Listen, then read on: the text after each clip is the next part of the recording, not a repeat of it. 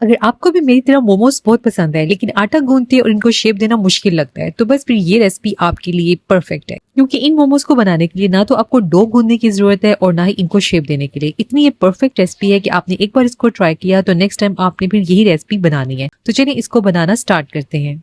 मोमोज बनाने के लिए यहाँ पर मैंने 250 ग्राम चिकन का कीमा ले लिया है और इसके अंदर हमने एक मीडियम साइज का चॉप किया हुआ प्याज डाल देना है। साथ ही इसके अंदर हमने 3 से 4 टेबलस्पून चॉप की शिमला मिर्च ऐड कर देनी है और 3 टेबलस्पून इसके अंदर हमने चॉप की गाजरें ऐड कर देनी है। 3 से 4 टेबलस्पून ही बंद गोभी, 2 सब्ज मिर्ची ऐड कर देंगे बिल्कुल बारीक कटी हुई और थोड़ा सा सब्ज धनिया ऐड करेंगे। साथ में 1 टीस्पून नमक, 1 टीस्पून काली मिर्च का पाउडर, 1 टीस्पून इसके अंदर हमने लहसुन का पेस्ट ऐड कर देना है, 1 टेबलस्पून सोया सॉस, साथ में 1 टेबलस्पून इसके अंदर हम कुकिंग ऑयल ऐड कर देंगे और इनको हमने अच्छी तरह से मिक्स कर देना है। वेजिटेबल्स आप अपनी पसंद की कोई सी भी ऐड कर सकते हैं, लेकिन आपने जो वेजिटेबल्स का साइज है बिल्कुल बारीक काटना है, बहुत ज्यादा मोटा मोटा नहीं रखना है। और अच्छी तरह से अब हमने इनकी मिक्सिंग कर देनी है। और अगर आपको इसको ज्यादा स्पाइसी रखना है तो आप मिर्च मसाले और भी इसके अंदर ऐड कर सकते हैं। अब हमने इस तरीके से इसको एक राउंड सी शेप दे देनी है, बिल्कुल छोटी छोटी सी हमने बॉल्स बना लेनी है। इन बॉल्स का जो साइज है आपने नॉर्मली रखना है, बहुत ज्यादा एक्स्ट्रा बड़ा आप बॉल्स नहीं बनाइएगा, बस एक नॉर्मल से जिस तरह के छोटे छोटे से कोफ्ते होते हैं उसी स्टाइल में आपने इनको शेप दे देनी है। और अब इस टाइम पर हमने इनको रख देना है फ्रीजर में तकरीबन आधे घंटे के लिए, ताकि ये सेट हो जाए। अब हमने इसकी कोटिंग रेडी करनी है, तो 1 कप यहाँ पर मैंने मैदा ले लिया है और हाफ कप यहाँ पर कॉर्न स्टार्च ले लिया है। कॉर्न स्टार्च की जगह आप इसमें कॉर्न फ्लावर भी ले सकते हैं या चावल का आटा भी ले सकते हैं। इन दोनों चीजों को हमने मिक्स कर लेना है और इसके अंदर कोई नमक मिर्च कुछ भी नहीं जाएगा, बस अच्छी तरह से आपने इसकी मिक्सिंग कर लेनी है।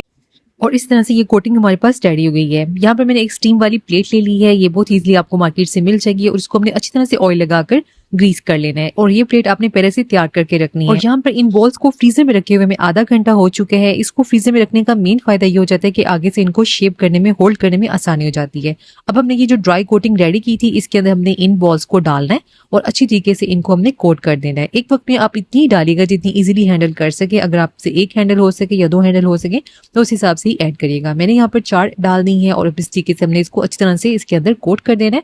और अब अलग से यहाँ पर मैंने बिल्कुल चिल वाटर ले लिया है। यहाँ पर आम नॉर्मल पानी के अंदर मैंने बर्फ डाल दी है और उसको अच्छी तरह से ठंडा कर लिया है। और इस ठंडे यख पानी के अंदर हमने इनको डालना है और फौरन से निकालते जाना है। और वापस हमने इसको डाल देंगे इस मैदे वाले मिक्सचर के अंदर। बस ये काम आपने फौरन करना है, बहुत ज्यादा टाइम नहीं लगाना है ताकि इसकी जो कोटिंग है वो उतरे नहीं। और अब फिर से हमने इसको इसी मैदे वाली कोटिंग के अंदर अच्छी तरह से कोट कर देना है। ये देखें अच्छी तरह से ये फौरन से कोट होना स्टार्ट हो जाता है। और यहाँ पर आप चेक करें जरा, बस सेम इसी तरीके से बस आपने इसकी कोटिंग करते जाना है और दोबारा से इसको उठाना है और फिर से ले जाना है ठंडे यख पानी के अंदर। तो ये स्टेप जो है ये बहुत जरूरी है, आपने सेम इसी तरीके से इसको करते जाना है। और यहाँ पर ये देखें जी, हमने यहाँ स्टेनर ले लिया है। जरूरी नहीं है आपने स्टेनर लेना हो, आप अपने तरीके से जैसे आप इजीली हैंडल कर सकें उस तरीके से भी आपने डालते जाना है ठंडे पानी में और फौरन से निकाल कर वापस से इस मैदे वाले मिक्सचर के अंदर डालते जाना है। अब दोबारा से हमने इसकी अच्छी तरीके से इसी मैदे के अंदर कोटिंग कर देनी है। तो ये देखें अच्छी तरह से ये सारे का सारा हमने कोट कर लिया है और अगेन हमने इसको फिर से ठंडे यख पानी के अंदर दोबारा से डाल देना है। तो यहाँ पर मैं स्टेनर यूज कर रही हूँ, स्टेनर में रखने से थोड़ी आसानी हो जाती है। तो आपने अब दोबारा से इसको ठंडे यख पानी में डालना है और हमने इस स्टेप को 3 बार रिपीट करना है। बस ये आपको मैं स्टेप बाय स्टेप दिखा रही हूँ। सेम इसी तरीके से आपने इतने ही टाइम्स के लिए इसको पानी में डिप करना है और साथ साथ मैदे में कोट करना है। तो अब ये लास्ट इसकी कोटिंग है, इसके बाद हम मजीद इसको पानी में डिप नहीं करेंगे। तो ये देखें अच्छी तरीके से अब हमने इसको फिर से मैदे के अंदर कोट कर लिया है।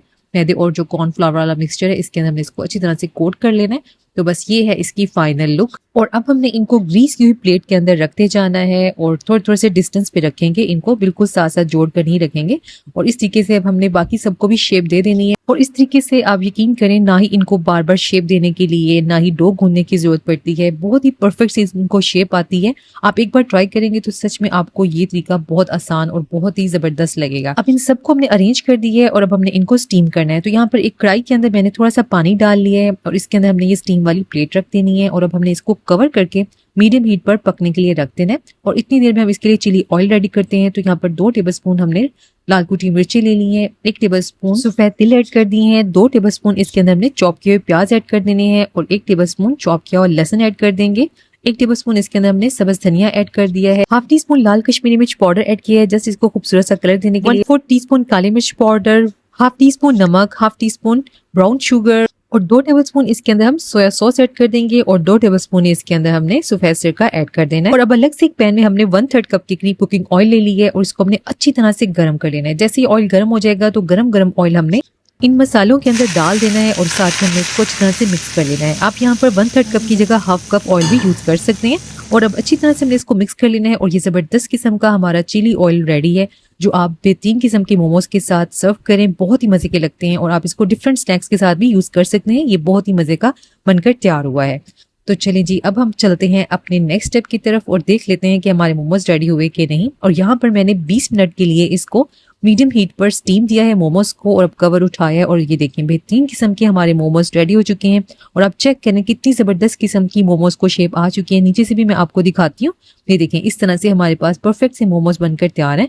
गरम गरम को आपने फौरन से नहीं उतारना है, बस थोड़ा सा आपने 2 मिनट इनको पड़ा रहने देना है, फिर आपने एक एक करके उतारना है, जिससे ये होता है कि नीचे से फटते नहीं है और बहुत ही जबरदस्त सी शेप बनकर तैयार हो जाती है। और आपने इस रेसिपी को स्टेप बाय स्टेप फॉलो जरूर करना है। और अब ये जो हमने चिली ऑयल बनाया हुआ है, ये हमने इसके ऊपर अच्छे तरीके से लगा देना है। जितना आपको ये पसंद हो उस हिसाब से ही आप अपने मोमोज के ऊपर डालकर खा सकते हैं। जरूरी नहीं है कि आपने भर भर के डालना हो, क्योंकि ये चिली ऑयल होता है, जारी बात है इसके अंदर थोड़ा ये स्पाइसी होता है, तो उस हिसाब से ही हम इसके अंदर ऊपर ये डालेंगे। और इसको हमने सफेद तिलों के साथ और सब्ज धनिया के साथ गार्निश कर लेने हैं। और ये इतने जबरदस्त मोमोज बनकर तैयार हुए हैं ना कि आप एक बार ट्राई करेंगे आपको मजा आ जाएगा, क्योंकि ये बहुत ही एक परफेक्ट सी रेसिपी है। इंशाल्लाह मुझे उम्मीद है आपने इसको एक बार ट्राई किया तो आपको ये रेसिपी बहुत ज्यादा पसंद आने वाली है। और अब मैं आपको काट कर दिखाती हूँ कि ये कितना जबरदस्त बना है और अंदर तक ये बेहतरीन कुक हो जाता है, बिल्कुल भी कच्चा नहीं रहता। तो एक बार आपने इस रेसिपी को ट्राई करना है। अपना ख्याल रखिएगा, दुआ में याद रखिएगा और चैनल पर नए तो चैनल को सब्सक्राइब करना मत भूलिएगा। अल्लाह हाफिज।